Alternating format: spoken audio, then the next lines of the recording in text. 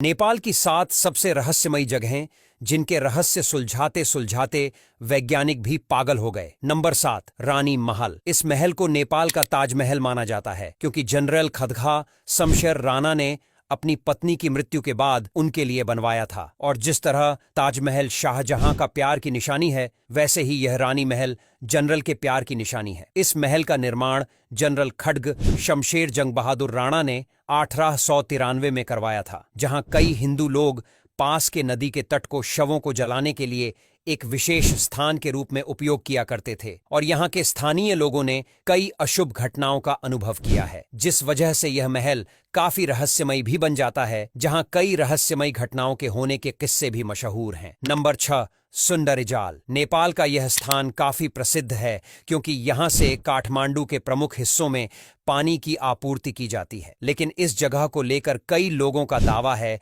कि यहाँ कईयों ने अपनी जान गंवाई है। कहते हैं कि इस स्थान पर अगर कोई तैराकी करने भी आए तो भी उसकी जान चली जाती है। और कई पर्यटक की कुछ दिन बाद इस झरने से बहने वाली नदी में लाश मिली थी। और यहाँ के स्थानीय लोगों का कहना है कि जो लोग यहाँ नहाते वक्त डूबे थे, उनकी आत्मा यहाँ नहाने वाले इंसानों को डूबा देती है। और इसीलिए यहाँ पर्यटक रात के समय कम ही रुकना पसंद करते हैं, और जो भी पर्यटक यहाँ रुकता है तो वह अपनी जान गंवा देता है। हालांकि इसके पीछे की असली सच्चाई क्या है, ये किसी को भी नहीं पता है और आज तक रहस्य बना हुआ है। नंबर 5, देवघाट। नेपाल में यह स्थान हिंदुओं की संस्कृति और धर्म का एक प्रसिद्ध केंद्र है। जुलाई 2009 में पुलिस को इस क्षेत्र में एक व्यक्ति की खोपड़ी मिली थी। इसके बाद इस क्षेत्र का नाम भी नेपाल के प्रेत बाधित स्थानों की सूची में दर्ज कर दिया गया। इस स्थान को लेकर लोगों का दावा है कि कुछ महिलाएं यहाँ खुद को आग लगाते हुए दिखाई देती हैं, जो बेहद खौफनाक दिखाई देती हैं। हालांकि इस स्थान को धर्म केंद्र के लिए सबसे पवित्र स्थान माना जाता है। नंबर 4, पर्व पश्चिम राजमार्ग। यह राजमार्ग नेपाल का सबसे लंबा राजमार्ग है और यह घने जंगल से होते हुए गुजरता है। इस राजमार्ग के आसपास कोई भी इंसानों का रहन सहन नहीं है। यहाँ रात में यात्रा करने वाले यात्रियों का कहना है अक्सर यहाँ इस जंगल में किसी लड़की के रोने की आवाज सुनाई देती है। और कुछ यात्री जो जंगल के बीच ठहरे हुए थे, उन्होंने घोषणा की कि उन्होंने एक सुंदर दांत वाली लड़की को मुस्कुराते हुए देखा था। नंबर 3, पशुपतिनाथ मंदिर का आर्यघाट। इस स्थान को